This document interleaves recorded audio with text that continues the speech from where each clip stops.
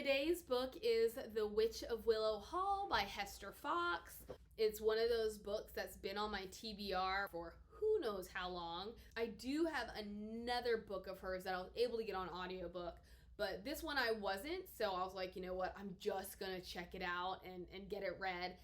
Cost me like $1 in fines because even with having it for 2 months, it took me 2 months to get to. It only took maybe a week to read it.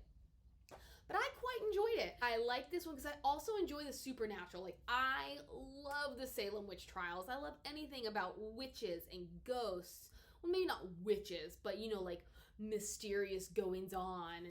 I will say, I thought there were moments or there were parts of the book that could have been better developed. I do regret, for once, reading the end first because I felt like it ruined some of the motivations and the end results. Let's jump into the plot. The Montrose family has moved from Boston to this small little town of Old Newbury because of a scandal. Straight off the bat, here's a spoiler. The scandal is that one of the daughters, Catherine, had an incestuous relationship with the brother Charles. The narrator is Lydia. Sorry. And there is another daughter named Emeline. They have sort of fled polite society. And I thought this was interesting because they remain exceptionally wealthy even though they've been shunned for this bad behavior. I thought the two went hand in hand during this time period. In any case, they flee to this town of Old Newbury because the dad is pretty good at business and he has realized how lucrative mills are. He has decided this is where we're going to build a summer home, but this is also, you know, now that we're shunned, we're going to live at this summer home and build a mill, a factory here. This is when we meet John Barrett. I think that's his last name. Please forgive me, it's not. She is immediately taken with him. But the thing about Lydia is she's a plain Jane. She is not the girl that people expect to find a man, whereas Catherine is the great and terrible beauty. However, Lydia had been engaged to this guy named Cyrus, who then, I guess at the behest of his mother, because of the scandal, broke it off with her, only to then reappear because their fathers had been business partners, but then once the family left Boston, his father failed in business, and so now they're destitute and he needs Lydia in order to have money. But we're not going into that yet. On one of their first days there, runs into John Barrett because they're stuck in the rain and Emmeline's dumb little dog Snip runs away and Lydia's the one who has to go chase him. They have this great banter, which I thought was interesting. Honestly, I thought a lot of the behaviors in this book felt out of place with the time.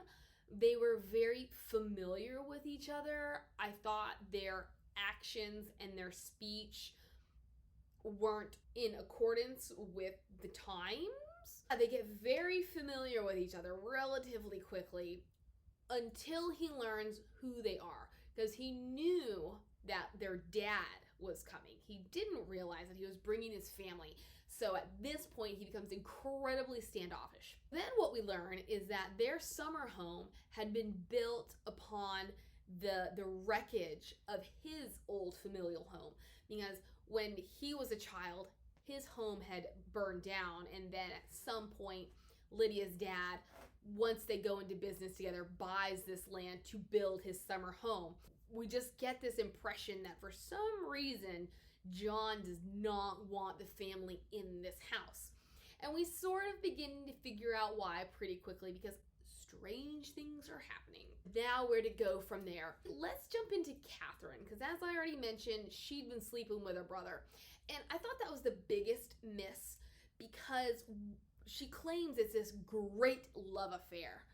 And then we learn she's pregnant, which is why she is so desperate for a man. She is so desperate that she is very improper in her dress and her behaviors, which I thought was super interesting in a bad way, because she's all about being prim and proper and appropriate, particularly regarding Lydia.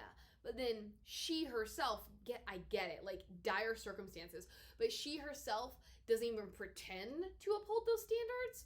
She first decides to pursue John Barrett, who is this extremely attractive guy. One day, Barrett brings his friend, Mr. Pierce, over, and she transfers her affections to him, only for him to then visit his ailing mother in Boston and learn of the rumors and then reject her. And now she's like, oh my gosh. The expediency is because she's like 3-4 months pregnant, and she's like, yeah, I gotta get married so that talk doesn't happen. Which for me, I'm pretty sure, like, even though guys were relatively clueless about that kind of stuff back then, pretty sure he would have known when a baby is premature and when it's not premature.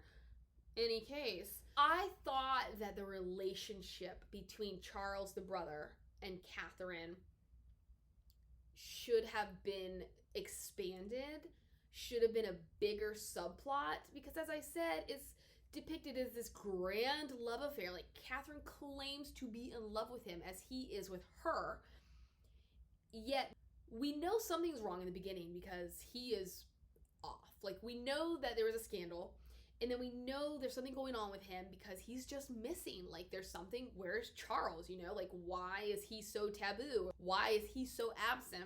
He has fallen in love with some dancer or whoever she is. I don't know. Catherine is so unreliable that this could have been a very respectable woman, but it's obvious that their great love affair wasn't that great. But because we have no context, we don't know anything about him, I'm not sure if I should believe that he's just a scamp who for some reason wanted to sleep with his sister because, I don't know, she was incredibly beautiful, or what she says is they just always had this connection.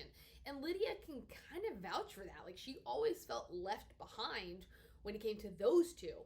But I would have liked to have seen flashbacks about those two together and the way they grew up together and the relationship they had, or just more to kind of solidify why they would engage in this relationship, only for him to then run off and reject her. I think she is definitely more aware than she lets on. She just likes to blame everybody else for her problems. So I'm sure she's pretty aware of why he's doing what he's doing and what it means, and that, yeah, this isn't some Romeo and Juliet situation. But it's interesting because at some point in the novel, she goes into labor, early labor. The baby dies. She's devastated. But at the same time, she's like, Lydia, you need to get rid of this baby. Only then turn around and be like, you killed my child. But she can't even refer to it as a child. She just calls it an it.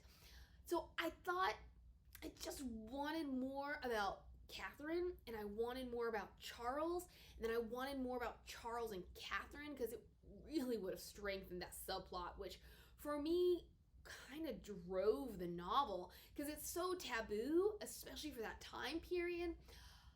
I thought that it was the most interesting aspect. Anyways, let's go into Emeline. I know I'm not really going through the plot how I should, but I feel like right now I can't. I feel like I have to talk more about the characters so you can see how they contribute to the plot so that I can then get to the end of the plot. We have Emeline, who, can I tell you how many chapters it took to learn how old she was? Lydia and Catherine are 16, 17, 18, and so I know that Emeline is much younger. Sometimes she feels like she's 4 or 5. Sometimes she feels like she's 8 or 9. Sometimes I'm like, is she 13? Lydia has taken responsibility for Emeline for various reasons, I guess. One, and this is something else that I thought could have been explained better, their mother withdraws after this scandal. It's not that I have a problem with her withdrawing. It's not that I don't think that is realistic behavior. But it felt more than just withdrawing. It felt more than just scandalized and embarrassed by the rumors and how they have been shunned from polite society. It's kind of like she can't go on. So all the mother does is scrub their house, which again, I'm like, so a woman of your standing, I would think that would be beneath you no matter what, because that's something you've never had to do. So why are you then, except for the fact that only 2 of your servants were willing to stay with you, why would you debase yourself enough to get on your hands and knees and scrub an entire ballroom? Lydia takes charge of Emeline. We do learn that they have this special bond, but because their mother isn't stepping in and then Catherine's not stepping in, Lydia is the one who has to burst all of Emeline's bubbles. We get a sense early on that Emeline is something of a brat. She's pretty spoiled. A spoiler here is Emeline dies. My initial reaction was, I mean, thank you, good riddance. It was tragic, and I hated that she died, because anytime a young person dies, it's just unnecessary. But I was ready for something to go on with her because she felt extraneous. Her death is interesting because it harkens back to the mystery of Willow Hall, where they're living, and all the weird things that Lydia is experiencing. Now we'll get into Lydia, who obviously the whole story is basically about. She is really uncomfortable in this house. She keeps seeing things, like she sees someone in the garden, but then she goes out there and there's nobody there. She sees writing in the fog in her bathroom mirror, and then when she thinks it's Catherine, calls Catherine in there, Catherine's like, I don't see anything, quit wasting my time. She's talking to Emeline, and then Emeline will mention this boy, and so you're like, what is going on here? Like, something is weird. We learn that Lydia is a witch. She'd had an ancestor who had been hung in the Salem witch trials. This, outside of the Catherine Charles storyline, was really, really intriguing. I quite enjoyed the supernatural aspect. I wish there had been more of it, that it had been further developed, because we get a glimpse, and then we get a glimpse, and then we get a glimpse, but there are so many outside plots and subplots to pay attention to that we sort of forget about it, which is good because it drags it on, but it's also bad because I was like, I thought this is what the book was about, was the mystery, the supernaturalness going on at this house, and Lydia feeling like she's going crazy. Very early in the book, we learned that there had been an incident between Lydia and this really nasty neighborhood boy, because he was a nasty neighborhood boy, but then he killed her cat. And then when she learned that he killed her cat, she went bonkers on him. And we don't know exactly what happened.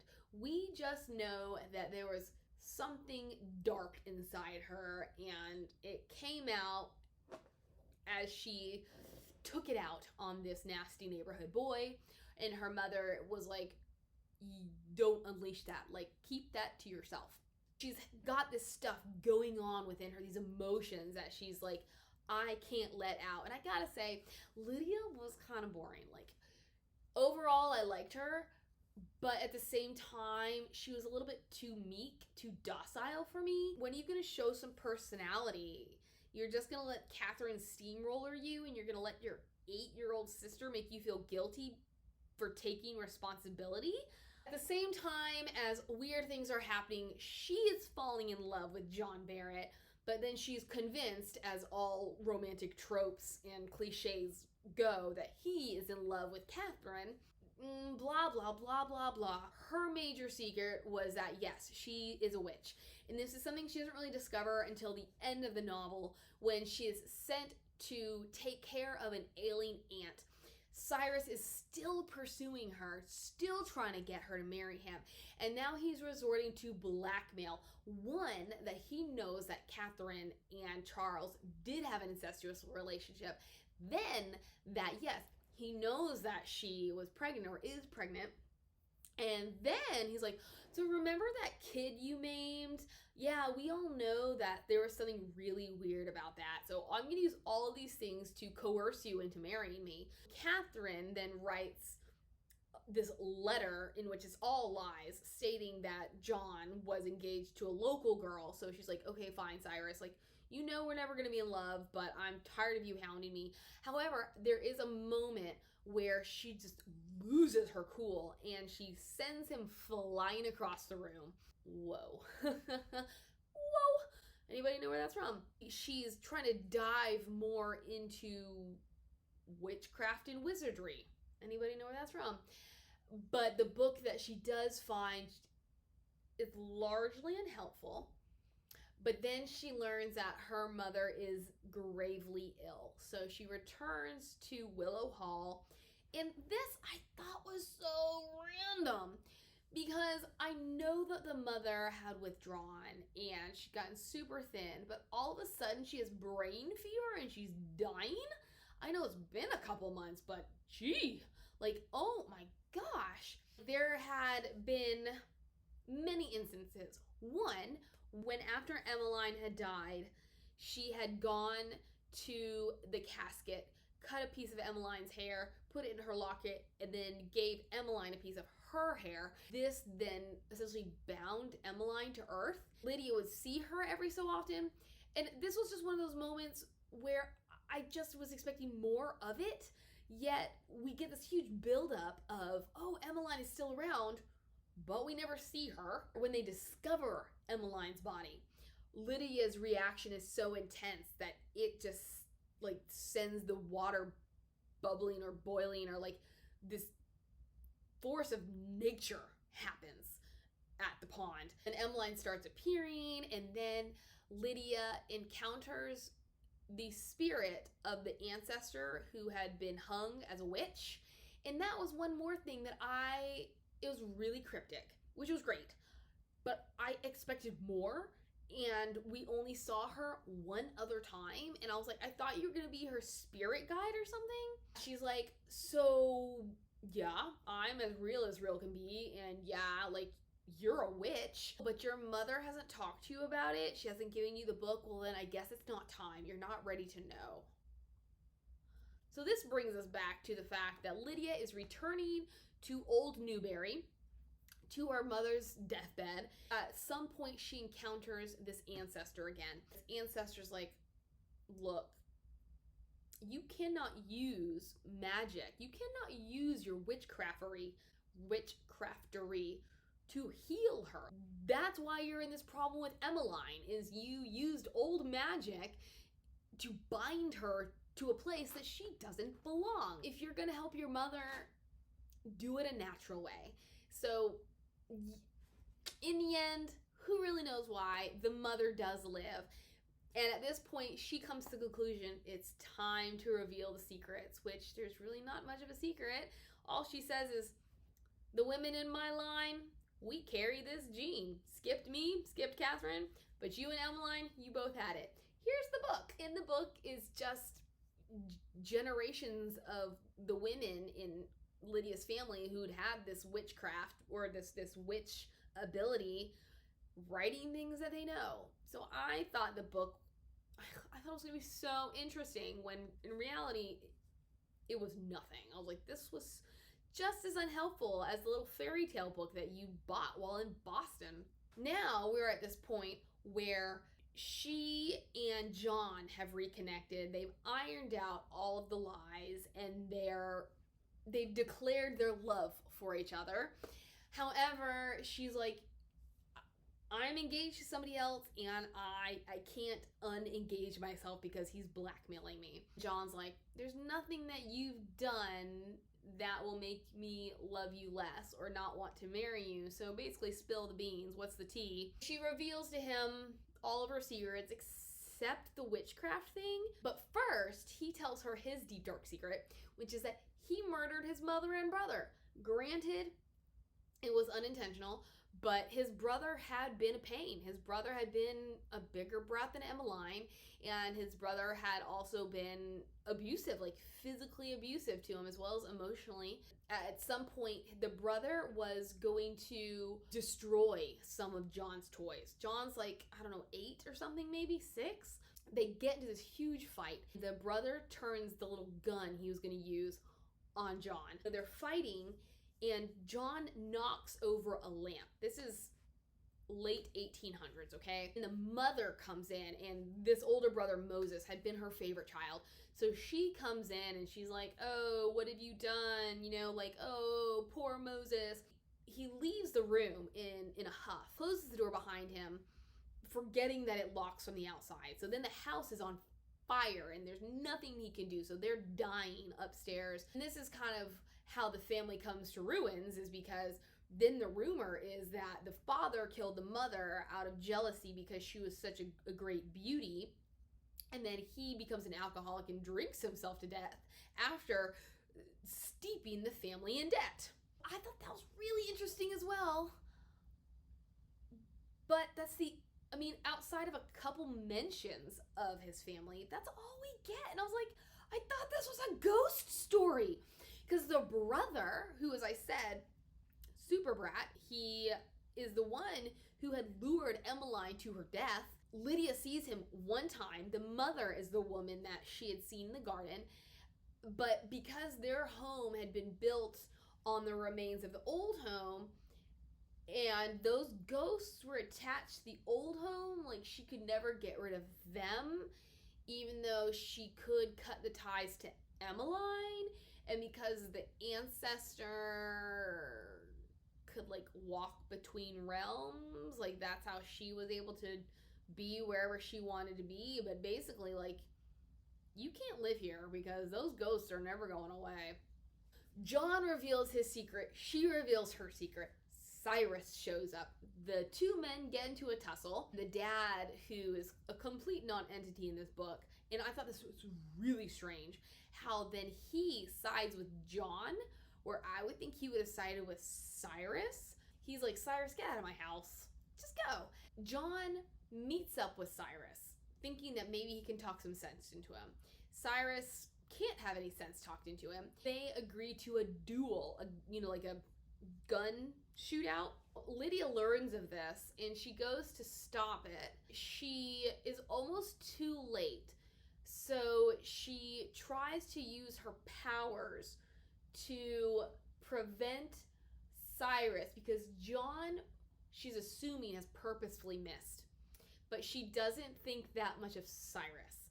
So in order to prevent him from killing John, she uses her powers, which results in her getting shot instead. Granted, it's just a shoulder wound, but this incident puts so much fear in Cyrus that he leaves with the understanding that he'll never bother them again. I had a hard time swallowing that. Lydia and John get married, and then Catherine, instead of attending the wedding, runs off to New York, which I thought was, again, incredibly strange, particularly for this time period.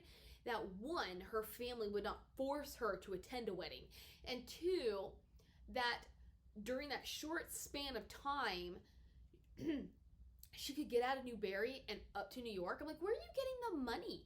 Like, what do you think you're gonna do in New York? I thought it was really unbelievable for this time period that she would just up and go and do something when, okay, yes, she would have a sexual relationship with her brother, but what about her makes her believe she's prepared to live on her own in the big city without any money? Unless we're assuming that the dad is going to fund whatever venture she decides to embark upon. The decision is made to burn down Willow Hall so that nobody can live there because it is infested with ghosts. John and Lydia decide to live on a farm, and then I forget what her parents do, and that's the end. I know I've probably made this book sound like it's not that great, but it is. It was one that I found myself unable to put down once I had picked it up. I thought it could be better, though. We could have had more of those mystical ghost elements, because that was the premise of the book. We had so much drama surrounding Lydia and Cyrus. If we had pulled back on that, we could have had more time for other stuff. Or if we, I don't know, maybe even pulled back on the side plots of what's going on with her dad and her mom. If we had focused on Lydia arriving at this house and weird things start to happen, as well as why they ended up at that house, which was Charles and Catherine's relationship, the book would have been much stronger. Did Lydia really need to go to Boston? How did this further anything except that it pulled her and John apart?